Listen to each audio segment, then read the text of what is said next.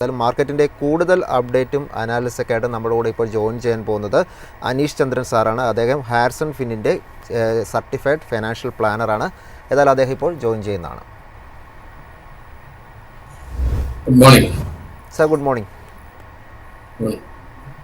Sir. ഏതായാലും നമുക്ക് ഇന്നത്തെ മാർക്കറ്റ് നോക്കുമ്പോൾ നിഫ്റ്റി 50 ഇപ്പോൾ നേട്ടത്തിലുള്ളൊരു ട്രേഡിംഗ് ആണ് കാഴ്ചവെച്ചുകൊണ്ടിരിക്കുന്നത്. 25,319 എന്നൊരു നിലയിലാണ് ഇപ്പോൾ ട്രേഡിംഗ് നടന്നുകൊണ്ടിരിക്കുന്നത്. 0.32% നേട്ടമാണ് ഇപ്പോൾ കാണാൻ സാധിക്കുന്നത്. നിഫ്റ്റി 50യിൽ താങ്കളുടെ ഒരു എക്സ്പെക്റ്റേഷനും ഒപ്പം താങ്കൾ വാച്ച് ചെയ്തിരിക്കുന്ന ലെവലുകൾ ഏതൊക്കെയാണ്?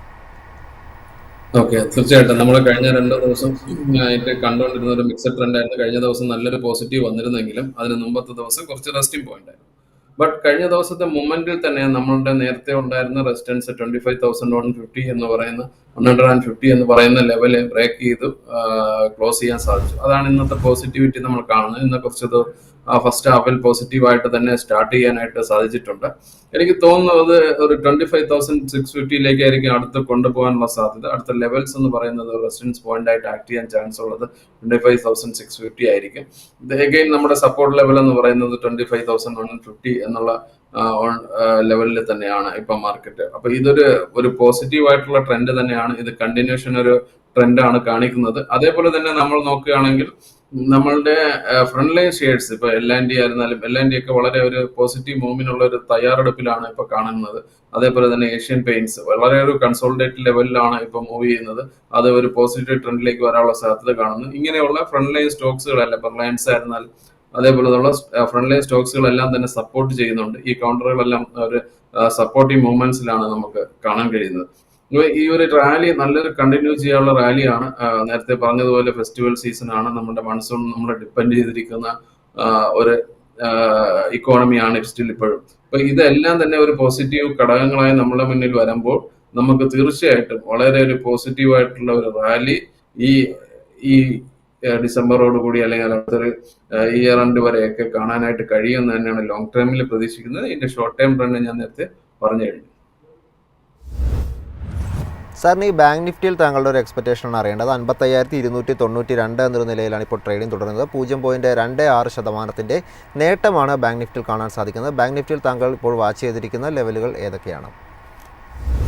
ബാങ്ക് നിഫ്റ്റി നമ്മൾ നിഫ്റ്റി പോലെ വളരെ സ്പീഡായിട്ടുള്ള ഒരു മൊമെന്റം ഇതുവരെ വന്നിട്ടില്ല. ബട്ട് PSU ബാങ്കുകളാണ് ഇപ്പോൾ ഓൾറെഡി നമ്മൾ ബാങ്ക് നിഫ്റ്റിയിൽ പെർഫോം ചെയ്തുകൊണ്ടിരിക്കുന്നത്. പ്രൈവറ്റ് സെക്ടർ ബാങ്കിലേക്ക് വരുമ്പോൾ ആ സ്പീഡി മൊമെന്റ് നമുക്ക് കാണാൻ കഴിയും.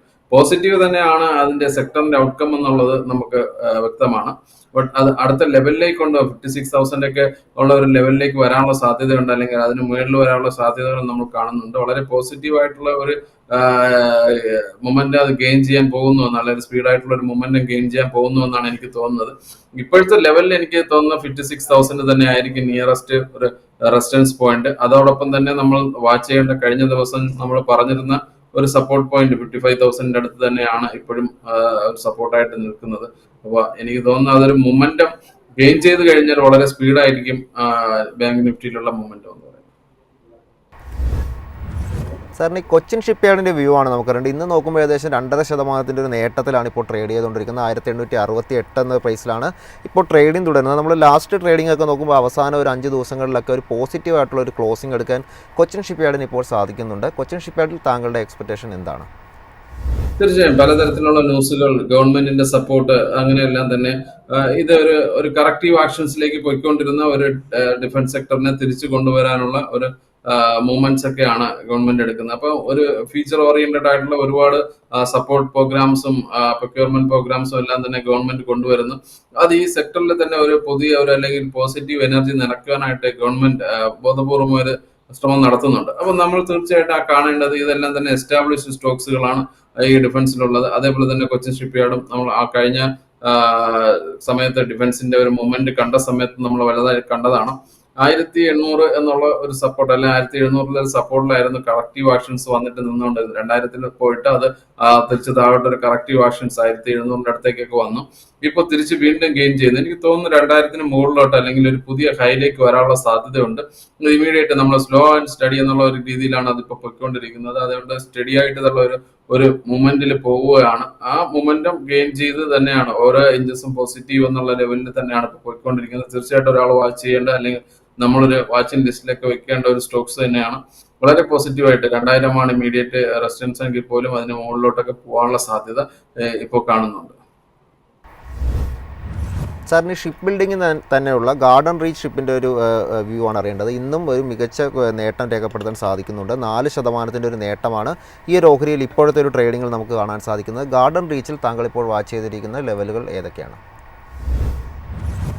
ഇപ്പോ ഗാർഡൻ റീച്ച് ഒരു സ്റ്റിപ്പ് റെസിസ്റ്റൻസ് ഏരിയയിലാണ്. 2700 എബോ ട്രേഡ് ചെയ്യുകയാണെങ്കിൽ തീർച്ചയായിട്ടും ഒരു പോസിറ്റീവ് വളരെ ഒരു മൊമെന്റ് അടുത്ത് ഗെയിൻ ചെയ്യാൻ സാധ്യതയുണ്ട്.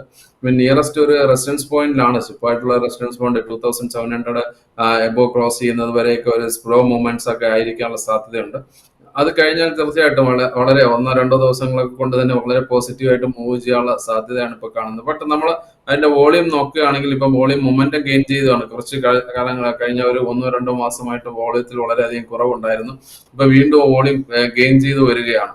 എനിക്ക് തോന്നുന്നത് തീർച്ചയായിട്ടും മൂവ്മെന്റിലേക്ക് പോകും. 2700 ഒരു ലെവലായിട്ട് വാച്ച് ചെയ്യുക. അങ്ങനെയാണ് അത് ക്ലോസ് ചെയ്യുകയാണെങ്കിൽ 3200 വരെയൊക്കെ പോകാനുള്ള സാധ്യതയുണ്ട്. ഇപ്പോഴത്തെ ലെവലിൽ ഒരു സപ്പോർട്ട് സോൺ എന്ന് പറയുന്നത് നമുക്ക് 2300 ആ ലെവലിലൊക്കെയാണ്. അപ്പോൾ തീർച്ചയായിട്ടും ഈ ഒരു ലെവലിൽ ബ്രേക്ക് ചെയ്യുകയാണെങ്കിൽ ഈ 2300 ആൻഡ് 2700 ഈ ഒരു ലെവലിൽ ബ്രേക്ക് ചെയ്യുകയാണെങ്കിൽ അടുത്ത ലെവലിലേക്ക് പോകാനുള്ള സാധ്യതയുണ്ട്. ഇപ്പോൾ ഒരു കൺസോളിഡേറ്റഡ് മൂവിലേക്ക് പോയിക്കൊണ്ടിരിക്കുക.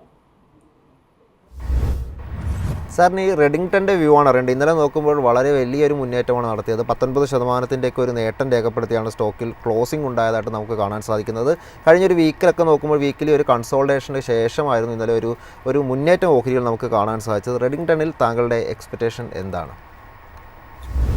റെഡിങ്ടണിന്റെ നാച്ചർ ഓഫ് ട്രേഡിംഗ് അങ്ങനെയാണ്.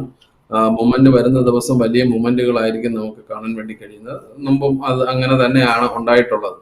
അപ്പോൾ കഴിഞ്ഞ ഒരു 2 വീക്സ് ട്രേഡ് നിങ്ങൾ നോക്കുകയാണെങ്കിൽ 250 230 ആ ലെവലിലൊക്കെ ആയിരുന്നു ട്രേഡ് ചെയ്തുകൊണ്ടിരുന്നത്. ഇന്നലെയാണ് ഒരു വലിയ മൊമെന്റം ഗെയിൻ ചെയ്തത്. അതിന്റെ ഒരു റെസ്റ്റിംഗ് അല്ലെങ്കിൽ ഇന്നൊരു റെസ്റ്റിംഗ് പോയിന്റ് ആയിട്ട് ആക്ട് ചെയ്യുന്നുണ്ട്. തീർച്ചയായിട്ടും ആ മൊമെന്റം തിരിച്ചു വരാനുള്ള സാധ്യതയുണ്ട്. 3300 ഇപ്പൊ അത് ഹെഡ് ചെയ്യാനുള്ള സാധ്യതയുണ്ട്. ഈ ഒരു പാറ്റേൺ ഇതിന്റെ ഒരു ട്രേഡിംഗ് നാച്ചർ ആയതുകൊണ്ടാണ് ചില ദിവസങ്ങളിലെല്ലാം പോസിറ്റീവ് ആണ്. ബട്ട് വോളിയം എന്ന് പറഞ്ഞാൽ അത്ര വോളിയം ഇല്ല. ആവറേജ് വോളിയം ഉള്ളൊരു സ്റ്റോക്സ് ആണ്. ട്രേഡ് ചെയ്യുന്നവരെ സംബന്ധിച്ച് പ്രത്യേക ദിവസങ്ങളിലൊക്കെ ട്രേഡ് ചെയ്യാവുന്ന രീതിയിലുള്ള ഒരു സ്റ്റോക്സ് ആണ്. സാർ, അവസാനമായി ഇനി ചോദിക്കാനുള്ളത് ടാറ്റ കൺസ്യൂമർ പ്രൊഡക്റ്റിൻ്റെ ഒരു വ്യൂ ആണ് അറിയേണ്ടത്. ഇന്ന് 2.5% ഒരു മുന്നേറ്റം ഇപ്പോൾ ട്രേഡിങ്ങിൽ കാഴ്ചവെക്കുന്നുണ്ട്. 1119 എന്നൊരു പ്രൈസിലാണ് ട്രേഡിംഗ് തുടർന്നുകൊണ്ടിരിക്കുന്നത്. ഈ ഒരു ഓഹരിയിൽ താങ്കളുടെ എക്സ്പെക്റ്റേഷനും ഒപ്പം വാച്ച് ചെയ്തുകൊണ്ടിരിക്കുന്ന ലെവലുകൾ ഏതൊക്കെയാണ്? തീർച്ചയായിട്ടും ഇത് ആൾറെഡി നമ്മൾ പറഞ്ഞു കഴിഞ്ഞു. നമ്മുടെ കൺസെപ്ഷൻ തീമിലൊക്കെ വളരെ പോസിറ്റീവായിട്ടുള്ള ഒരു വ്യൂസ് ആണ് എല്ലാ ദിവസവും നമ്മളെ ഇതുവഴി ന്യൂസ് വഴി നമ്മൾ കൊടുത്തുകൊണ്ടിരിക്കുന്നത്. അപ്പൊ അതിൽ വരുന്ന ഒരു സ്റ്റോക്സിനെ സംബന്ധിച്ച് പറയുകയാണെങ്കിൽ വളരെ പോസിറ്റീവ് ആയിരിക്കും. നമ്മൾ പ്രതീക്ഷിക്കുന്ന തന്നെ GSTയുടെ ഒക്കെ ബെനിഫിറ്റും ഈ ഗവൺമെന്റിന്റെ ഇനിഷ്യേറ്റീവ്സും കൺസപ്ഷൻ കൂട്ടുവാനുള്ള ഇനിഷ്യേറ്റീവും ഒക്കെ വരുമ്പോൾ തന്നെ ഈ ടാറ്റ കൺസ്യൂമർ വളരെയധികം പോസിറ്റീവായിട്ട് പോകാം. എനിക്ക് തോന്നുന്നു പുതിയൊരു ഹൈയിലേക്കൊക്കെ വരാനുള്ള സാധ്യതയുണ്ട്. ഇപ്പോഴുള്ള മൊമെന്റം വീണ്ടും ഗെയിൻ ചെയ്യും. 1200 എപ്പോൾ പോവുകയാണെങ്കിൽ വളരെയധികം പോസിറ്റീവായിട്ടുള്ള മൂവ്മെന്റ്സ്. ഇപ്പൊ ഇമീഡിയറ്റ് റെസിസ്റ്റൻസ് പോയിന്റ് എന്നുള്ള റെഫറൻസ് പോയിന്റ് ആയിട്ട് മാത്രം പറയുകയാണ് 1200. ബട്ട് അതിന് മുകളിലൊക്കെ പോകാനുള്ള സാധ്യത ഉണ്ട്. ഓരോ സമയങ്ങളിലും ചെറിയ ചെറിയ മൂവ്മെന്റുകൾ വരികയും അതിന് റെസ്റ്റ് ചെയ്ത് തിരിച്ച് മൊമെന്റ് ഗെയിൻ ചെയ്യുകയും ചെയ്യുകയാണ്. അപ്പോൾ തീർച്ചയായിട്ടും നമ്മളത് വാച്ച് ചെയ്യുക. വോളിയം അതിനുണ്ട്. എബോ ആവറേജ് വോളിയം ഇപ്പോൾ ട്രേഡ് ചെയ്യുന്നുണ്ട്. അങ്ങനെയൊക്കെ ഉള്ളത് കൊണ്ട് തീർച്ചയായിട്ടും എല്ലാ ഘടകങ്ങളും ഇപ്പോഴും അതിന് പോസിറ്റീവാണ്. ആ ഘടകങ്ങളെ പോസിറ്റീവ് ആയിരിക്കുമ്പോൾ തന്നെ ആ പ്രൈസിലും അത് റിഫ്ലക്ട് ചെയ്യുമെന്ന് തന്നെയാണ് ഞാൻ പ്രതീക്ഷിക്കുന്നത്.